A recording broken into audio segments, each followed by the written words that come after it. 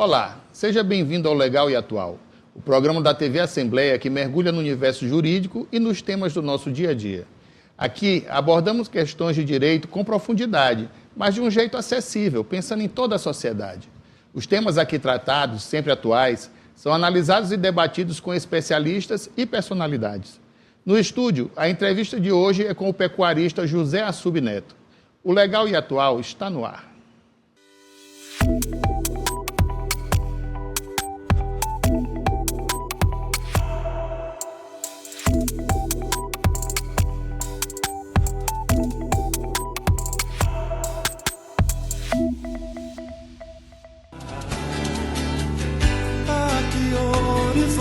Belo de se refletir. Outro dia me disseram que o amor nasceu aqui. Saiu de trás do sol, com um jeito de guri, tanto novo como leve.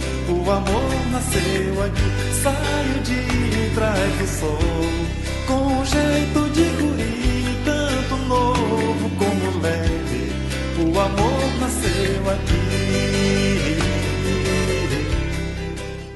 O programa Legal e Atual conversa hoje com o pecuarista José Assub Neto. Na pauta, a criação de ovinos e caprinos no Maranhão, com destaque para a produção de carne, leite, queijos, dentre outros produtos.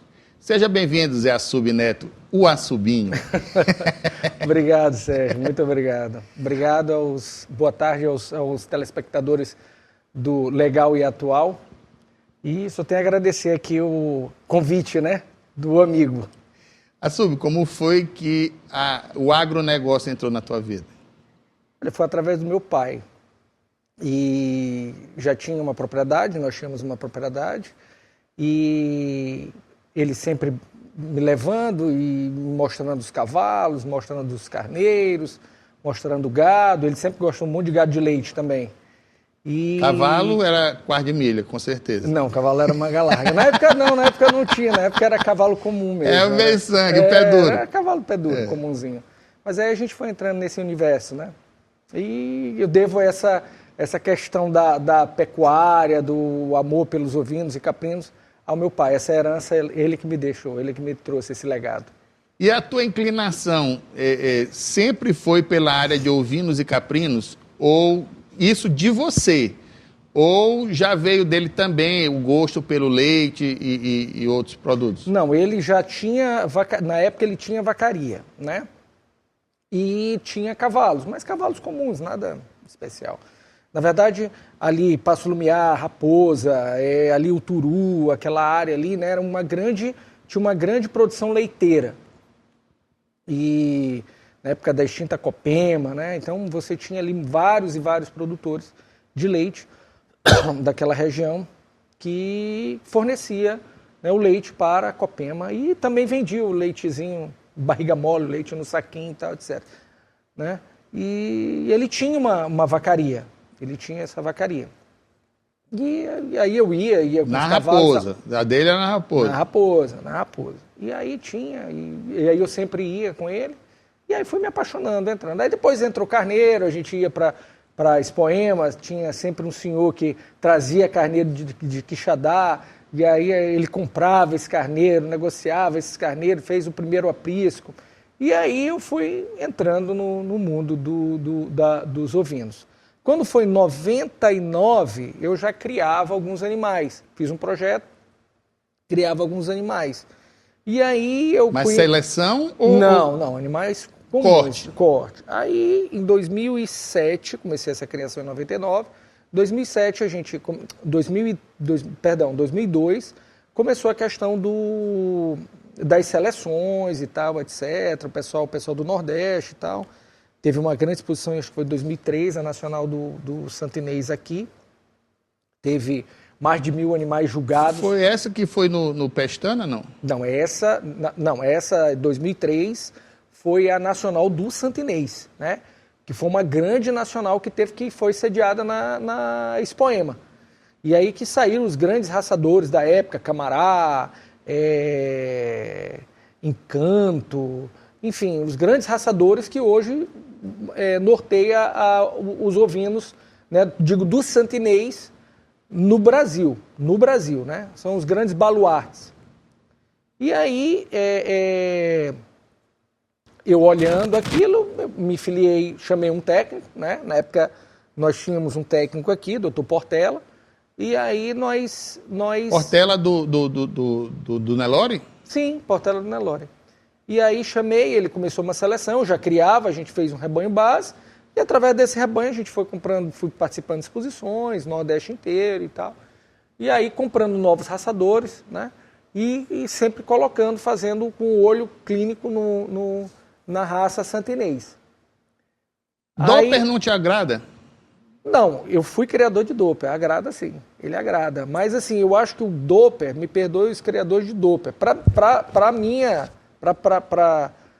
minha criação, economicamente, né, como eu vendo muita genética, e o Santa Inês, ele é muito mais fértil do que o Doppler, então automaticamente, economicamente, para mim, foi melhor o Santa Inês do que o Doppler. E eu gosto muito do Santa Inês, acho que ele tem uma aptidão materna, as fêmeas têm uma aptidão materna formidável, são produtoras de leite, muito boas produtoras de leite, né? A seleção do Santa Inês, ele vem muito antigo, ele era um carneiro chamado Pelo de Boi, né? Pega um pouco do Morada Nova, pega um pouco ali do Bergamaço também, ele traz um pouquinho do Bergamaço, tanto que teve um senhor que chamava Beato Salu, o nome dele. Ele teve até conheci esse senhor há muitos anos na Expoema. A Expoema foi palco de muita coisa boa, acho que acredito que seja também, teve um resgate muito interessante. E esse senhor veio, ele fazia um carneiro chamado Gigante do Açu. Eu achava engraçado aquele carneiro, ele cruzava Bergamaço com Sulfoque, Santa Inês e dava aqueles animais Eu conheço o cruzamento do Santa Inês com o Bergamaço, que é o Berganês, né? Chegava a ser mais ou menos um Berganês, mas como ele entrava com o Sulfoque e tal, ele dava uma misturada, ele queria criar uma raça, né? Mas tem essa descendência, né? O Santa Inês, ele tem essa descendência, vem um pouquinho de Somalis também, ele tem muito isso. E aí se criou a raça Santa Inês, que era a pelo de boi, né? Veio da pelo de boi, porque era um carneiro pelo mais curto, né? E é um animal mais rústico. Não te agrada o cruzamento do Santa Inês com o Doppler? Não, eu acho que super agrada. Eu acho que é o futuro. Só que eu defendo assim, é muito complicado você trabalhar o cruzamento. Eu acho que num cruzamento, não é que seja assim tão rígido a coisa, mas acho que quando você fala em cruzamento, tu tens que abater machos e fêmeas. Tem gente que usa as meio-sangue de Doppler com Santa Inês, né? Mas eu não acho interessante. Já vi algumas pesquisas e tal, que eu não acho interessante. Porque assim, ele dá um acabamento de carcaça muito legal, né? Em cima dos animais Santa Inês, aqueles animais mais pernalta e tal, etc. Mas hoje, a ARCO, a BSI, que é a Associação Brasileira do Santa Inês, ela vem criando, ela chama Radar, o nome desse projeto. É um projeto antigo, acho que foi em 2012 ou 2013, salvo engano, posso estar enganado, assim mais ou menos a data. Mas esse projeto é um projeto que ele define raça e uma padronização mais... Ele coloca o animal mais no chão, tira mais pernalta, ele abre mais, ele arqueia mais e dá mais uma profundidade, né, no animal. Então ele meio que ele dá um acabamento melhor de carcaça. E hoje realmente o Santa Inês está mudando muito, muito, muito. O Santa Inês moderno, ele dá um acabamento, eu tenho uns animais que dá um acabamento de pernil maravilhoso. Não perde muita coisa para o Doppler, não. E o arqueamento de costela? Pois é, com essa nova técnica, com essa nova, digamos assim, essa nova genética que foi criada, né? Essa nova busca pelo Santa Inês que foi criado, então você já tem esse acabamento de costela bem legal. Isso foi feita análise, pessoal vendo a questão de capa de gordura, né, da costela com a questão do ultrassom, alguns animais foram avaliados pela BSI, e aí se chegou, né, a esse padrão do santinês moderno. E o bergamês, berganês, dentro desse contexto? Porque ele é um carneiro de maior porte, carcaça grande, né? Imagina-se que para efeitos, por exemplo, de retirada de cortes nobres, ele se apresente melhor. Não, nem tanto, Sérgio, porque assim, o que acontece? Quando tu falas isso, tu joga um carneiro, tu tira o carneiro, vamos dizer, tu tira o carneiro do chão, tu pega o carneiro e faz um animal pernalta, né? Então é mais complicado. Então, pernalta, senhores, que ele está falando é um animal mais alto, caneludo, como a gente diz no interior. Isso. Né? Então, assim, tu dá mais canela, digamos assim, tu cria um animal, e é onde tem mesmo a caixa, né? Onde vai se formar pernil, paleta, carré francês, frente rec e tal, etc. Então, tu não vai ter um pescoço mais forte, mais grosso, porque na culinária se usa também, né, muito a questão do ragu, né, para fazer um bom ragu de cordeiro. Então, tu vais tirar a questão daquele acabamento de carcaça, que é acabamento da carcaça para o frigorífico. Assub, tu tens origem libanesa, e no Líbano tem uma inclinação pela utilização dos ovinos na culinária. Inclusive, é a carne que é aplicada nos incontáveis pratos maravilhosos da culinária libanesa. Tu consegues identificar, dentre os animais, o santinês, o doper, o berganês e outros cruzamentos, diferenciação no sabor da carne? Sim, tem. O santinês, desculpa, eu digo que ele é o Nelore dos ovinos, né? Ele meio que separa, ele não dá aquele marmoreio como o doper dá. O doper ele dá aquele marmoreio, né? Ele dá mais um marmoreio na carcaça. Marmoreio, senhores, é a gordura entremeada na carne. Isso.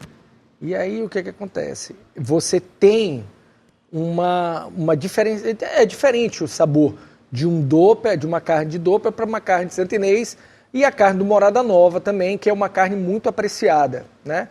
Eu já comi Morada Nova, já gostei e tal, etc. Mas eu gosto muito do ovino santinês. Eu gosto muito da carne do ovino santinês. Nada contra o doper, mas o doper é maravilhoso também. Então, mas a gente faz pratos maravilhosos, acho que tanto com o ovino santinês quanto o ovino doper, enfim, tudo é ovino, né? Então vai bem, você faz um quibe cru, eu faço quibe cru de carneiro, fica maravilhoso, quibe de forno, como até o fígado cru. No meu Instagram eu tenho até uma receita eu fazendo um fígado cru de carneiro que fica surreal, muito gostoso. Esse surreal vai se tornar real, porque nós vamos fazer um podcast diretamente da Estância da Liberdade, e aí vai ter que ter essas guloseimas. Com certeza, vou fazer lá pra colher. Vou fazer, geralmente na Páscoa, quando a gente faz um almoço de família, com a minha família, eu faço, minha esposa é de descendência libanesa, e eu faço, a avó dela tem uma receita que ela chama carneiro cor-de-rosa, ela chama essa receita. E aí ela aprendeu com a avó, e ela faz igual, um carneiro recheado, com arroz de amêndoa e tal, é muito gostoso. E o caprino? O caprino aqui no Maranhão como no Piauí, é uma carne muito apreciada, né? A carne do bode. Tradicionalmente aqui a gente utiliza para o corte da carne mesmo. Mas eu sei que o caprino também tem a parte dele de leite, que nós vamos falar um pouco mais adiante. Mas como é o mercado hoje no Maranhão para o caprino? Olha, um caprino bem gordo, né? Eu acho que é bem difícil. As pessoas, tem gente que, porque eu diferencio. Eu acho difícil até você diferenciar. Mas assim, essa pessoa que é leiga, acho que não vai... O bode no leite de coco tem seu valor. Claro, mas eu estou te falando, o que é que acontece? O caprino, eu acho que o mercado hoje maranhense, o mercado principalmente do interior, eles preferem a carne do caprino do que a carne do ovino. Eles preferem.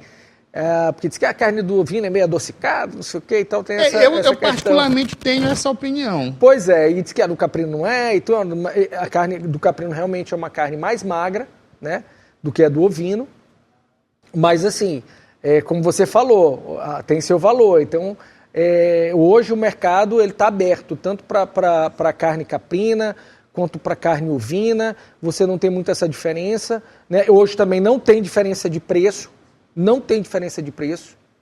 nas feiras e tal, etc. Não tem diferença de preço. Mas, que a gente tem visto aí, eu tenho visto algumas feiras e tal, ele não tem muita diferença de preço até na compra do pessoal. Mas é tão bom quanto, né? E o caprino é um animal que ele... Até o ovino também, né? Porque o ovino, ele gera leite. Ele tem um dos queijos mais famosos, que é o pecorino romano. Ele é tirado, né, do ovino. Pecorino é do Mas ovino. eu vou te contar uma história sobre a questão do leite de cabra. Mas vai ficar para o nosso próximo bloco, certo, porque nós precisamos fazer um rápido intervalo. O Legal e Atual volta já.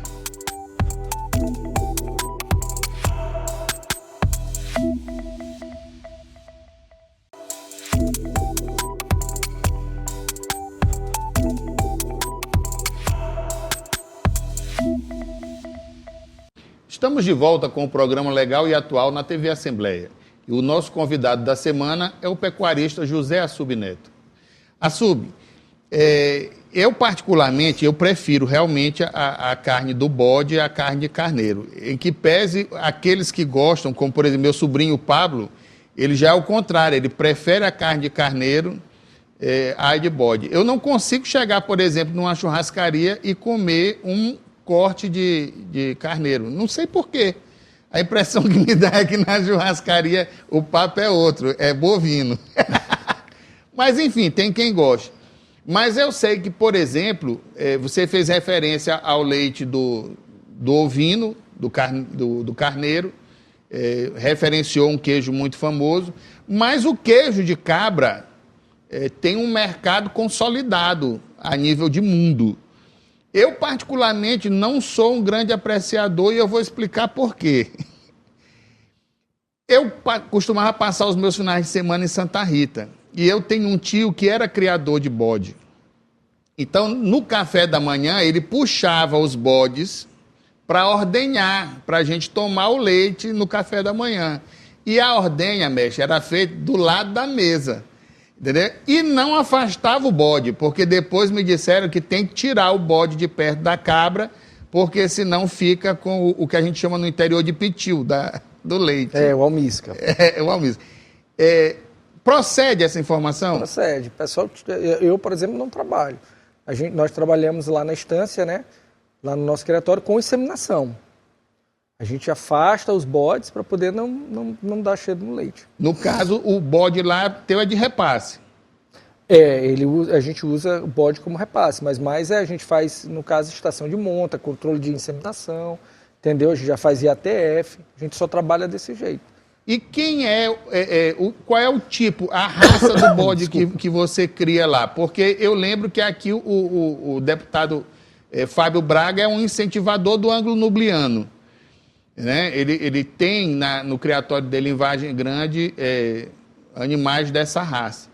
E lá no teu criatório, qual é o tipo de... No meu criatório, a gente trabalha com a cabra Sunny, né? Com os animais da raça Sunny. É aquele branquinho bonitinho, né? Isso.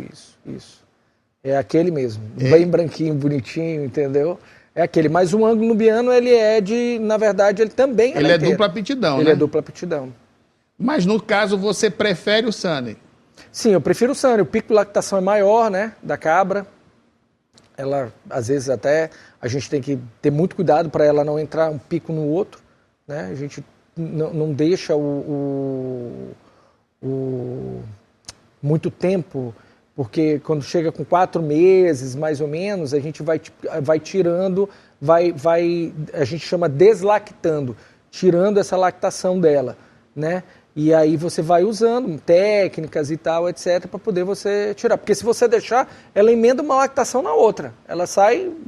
Porque cabra não Isso é muito ruim para o cabra animal. não é que nem galinha, né? Galinha, todo mundo pensa que para botar ovo tem que ter galo. E, na verdade, não. É tempo e comida que ela dá, no tempo certo ela bota o ovo. A cabra não. A cabra, para dar leite, tem que emprenhar, né? Tem que emprenhar. É um mamífero, né? Tem que emprenhar, Mas aí aquela lactação vai embora. Ela vai produzindo leite, 5 meses, 6 meses, vai produzindo, E aí depois fica um leite ruim, não fica um leite de qualidade, já não é mais leite, né? E aí fica ruim você ficar ordenhando aquele animal um tempo muito grande e a gente faz um trabalho justamente para tirar essa lactação. Não, tem que. Esse animal já está com 4 meses, vamos parar, ela para. E o que, entendeu? você faz com as crias? Porque, no caso, a cabra, ela dá de 1 a 2 cabritos, né? Depende do animal. Mas, geralmente, as crias, o que é que nós fazemos? As fêmeas nós ficamos. Fazemos comercialização, né? De algumas. Mas hoje, como a gente está trabalhando a questão genética, a gente está mexendo na questão genética, a gente pouco vende. A gente está guardando mais as matrizes para a gente. Os reprodutores, os bodinhos, a gente tem vendido bastante. Tem vendido bastante também. Às vezes para o pessoal que quer criar na fazenda, quer um animal para engordar e abater, entendeu? Leva um animal melhor, é levado para reprodução, entendeu? Mas geralmente a gente tem comercializado mais os machos que as fêmeas. Tira 2, 3, 4 fêmeas por mês para vender, né? Ali, mas o foco nosso hoje é segurar as fêmeas. E a Sub, eu tenho que fazer essa pergunta, é inevitável. O carneiro é um animal que você pode dizer que ele é dócil. O bode, quando ele não tem o que fazer, ele pula na costa do outro para pular a cerca e comer a horta do vizinho. O Sunday tem esse problema? Não, acho que rapaz, eu não sei, porque a gente trabalha em sistema de freestall, né? Nossos animais são fechados. Como é freestall? Explica para as pessoas que estão nos assistindo. É fechado 24 horas, né? É em baia? É em baia, todo tempo embaiado. Ele tem um playgroundzinho que ele sai, a gente até fez uma consultoria com uma veterinária do sul de Minas. E nós criamos um playgroundzinho, umas coisas para eles brincarem e tal, tirar o estresse, né? Ele tem um horário de solto ali, tem um soláriozinho e depois eles voltam para dentro das baias. Mas como a gente trabalha com alta produção e com leite e tal, etc., a gente evita muito desses animais, até porque as cabras têm o ubre, né, muito grande às vezes, aí você solta, às vezes corta o ubre e tudo. O ubre é o peito da vaca, pessoal. Da cabra. Da cabra, perdão. Da vaca também, né? E aí tem esse problema, então a gente meio que trabalha muito fechado, mas tem a questão do bem-estar animal, que a gente lançou, né? Agora eu estou até terminando de fazer esse playground, né? E aí a gente vai terminar agora. E é interessante, porque assim, quando você dá esse bem-estar animal e para esse indivíduo, essa unidade animal, ele produz mais, ele cicla melhor, entendeu? O animal se transforma, né? Isso é uma coisa boba, assim, como a minha área ela é pequena, né? A questão de manejo de mesmo. Manejo, dá um manejo, uma qualidade de saúde, o solar e tal, etc., que é bem melhor. Quando nós iniciamos a atividade nossa, a inauguração, o nosso selo de inspeção municipal, né, pelo município da Raposa. Nós começamos em 2024, em maio de 2024. Iniciamos a produção do laticínio. Isso, o laticínio, né? E aí, como eu tinha já as cabras, né, eu teria que já começar a botar o meu bloco na rua. E aí a gente começou a trabalhar, vamos trabalhar com o que a gente tem, né? E aí eu já tinha feito uma seleção de 2015 para cá, né, mas sempre muito ali. E aí e aí realmente depois eu fui mudando e agora a gente está numa fase porque na época a indústria, quando tu monta a indústria, eu digo sempre o seguinte, só que organizando o pensamento, quando tu montas uma indústria, às vezes tu diz assim, o que vem primeiro, o ovo ou a galinha? A indústria ou a criação? Né? Aí, eu acho que eu deveria ter montado logo a indústria. Aí depois eu comprava os animais que eu queria. E hoje quais são os produtos que, no caso, o teu laticínio produz de Sunday? Hoje a gente tem o leite integral pasteurizado, nós temos o queijo Minas, que é um queijo fresco, né? O queijo Minas. Nós temos um queijo autoral nosso que nós estamos lançando agora. Nós estamos recebendo até uma técnica da Paraíba para ela dar uma uma mexida aí num negócio, uma moça muito boa que ela teve no Enel do ano passado aqui, né? Que foi o encontro nacional o encontro nordestino do leite. Teve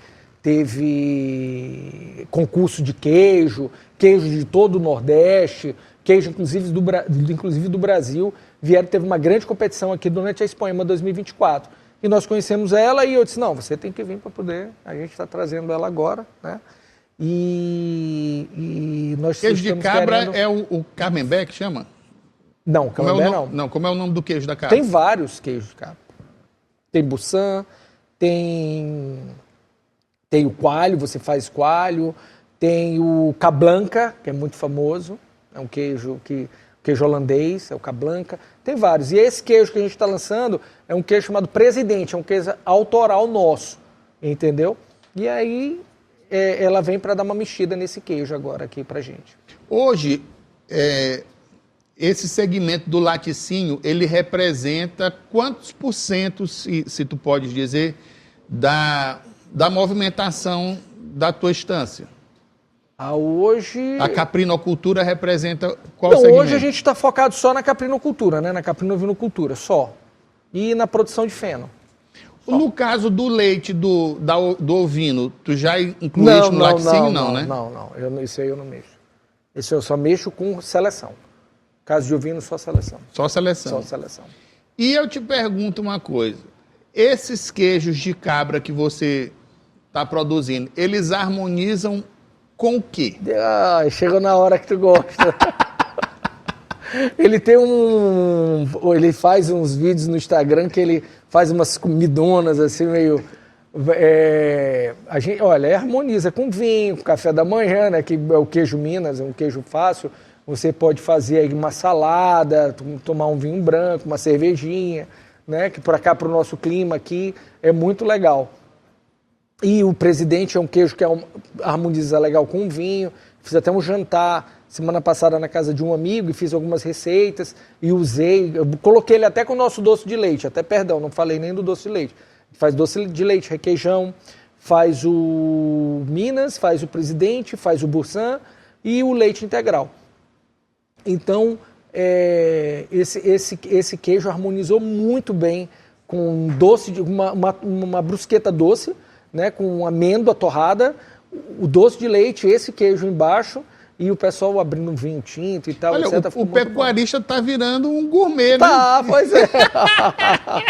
Para você produzir, você tem que saber comer também. Assub, você presidiu a Associação dos Criadores durante um bom tempo. Graças à participação sua e de sua diretoria, nós tivemos bons momentos de exposição num passado próximo. Como é que está a situação hoje da Associação dos Criadores? Eu presidi a associação de 2012 a 2016. E eu acho assim, a associação hoje, ela está, pelo que eu vejo, né? Eu estou meio fora das exposições, né? Eu tenho participado de exposições, mas mais Nordeste e tal, pessoal do Ceará, que eu sou muito pessoal do Santo Inês lá, que eu tenho animais, a gente manda animal para lá e tal, lá tem uma exposição muito forte. E a gente já tem exposição do Crato, tem exposição de Sobral. Mas eu estou vendo aqui que a Expoema está dando o governo parece que está dando o governo do estado incentiva bastante, né? Muito. Eu tenho visto os incentivos que vem trazendo o governo do estado, né? Dessa última gestão agora. E o pessoal indo e, frequentando, a gente vê também... Quem está à frente é o Cláudio Azevedo? Não, eu acho que é o Ricardo Ataíde. É Ricardo Ataíde. Ele está à frente agora. Faz tempo que eu não participo das reuniões e tal, mas acredito que deu uma levantada legal, uma alavancada bem bacana. Principalmente com a questão do Enel, né, esse ano, produção de leite e tal, uma bacia leiteira muito forte se criando, né? Tanto caprina quanto bovina. Então, eu acho que deu uma mexida bem legal, cara.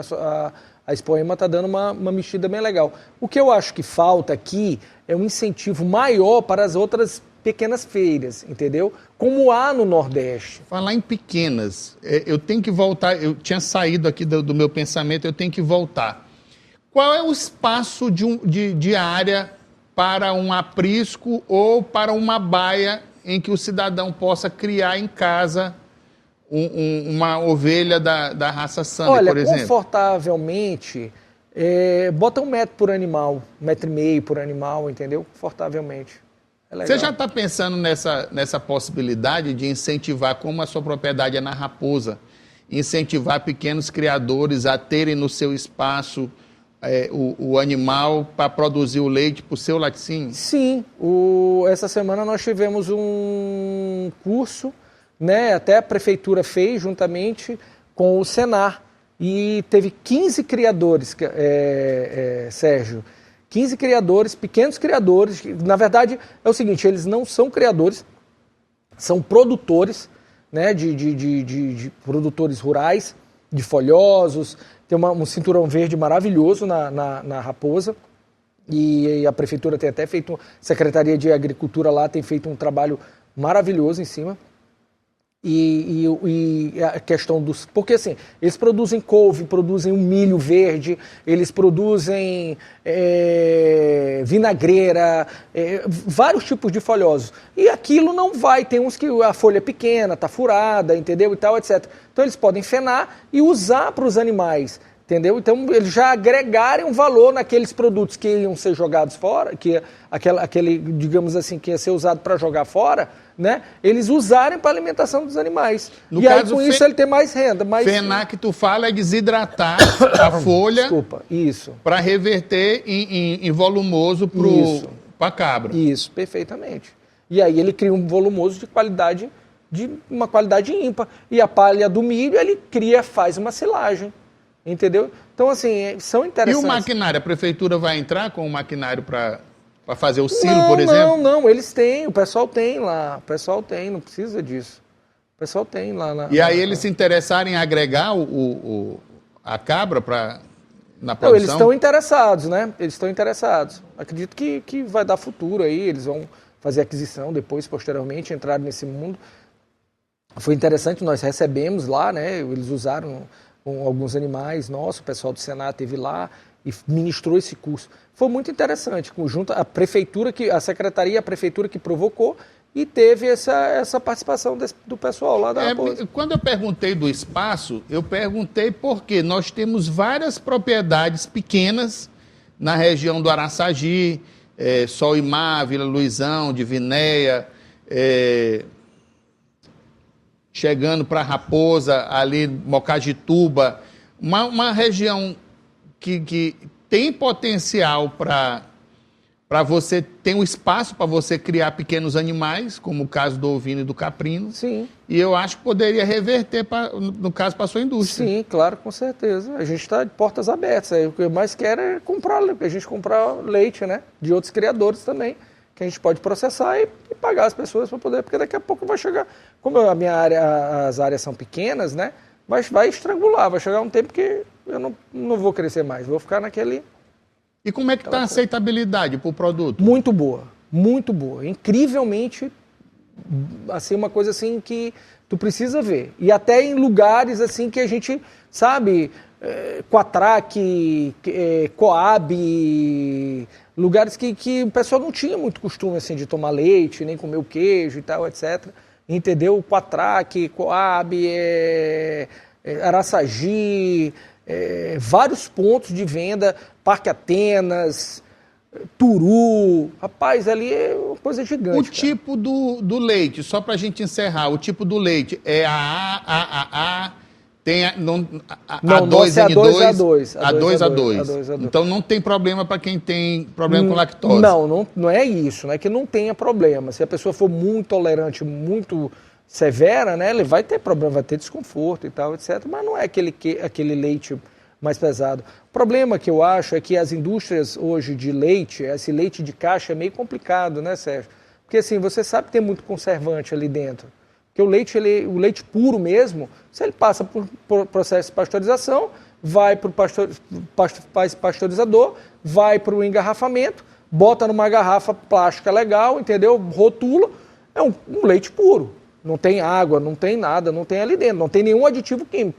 O máximo que ele aguenta numa geladeira são 12 dias, fechado. Se tu abrir 5 dias, tem que consumir. Então, assim, não tem nada ali dentro. Tu pega um leite de caixa, bota aqui no sol, né? Mas infelizmente, tem que haver, porque a população está crescendo muito, então um leite dessa qualidade, um leite puro desse, ele tem um valor agregado mais alto. Sem dúvida. Né? Então, assim, porque você está sabendo que você está tomando uma coisa de qualidade ali dentro, que não tem nenhum tipo de conservante, nenhum tipo. Então, essa é a nossa busca, essa é a busca do nosso laticínio, dos nossos produtos. Sub, foi assim um papo esclarecedor demais, você é um profundo conhecedor desse segmento e eu queria que você usasse esse espaço para as suas considerações finais. Olha, fico feliz porque Sérgio é um entusiasta da pecuária, né? Principalmente essa pecuária leiteira, e só tenho a agradecer esse espaço, a TV Assembleia, né, que me recebeu aqui para esse papo aqui da tarde aqui e conversarmos um pouquinho sobre o mundo da caprina e ovinocultura. Muito obrigado, Sérgio. Obrigado pela recepção. Obrigado. O Legal e Atual está chegando ao fim.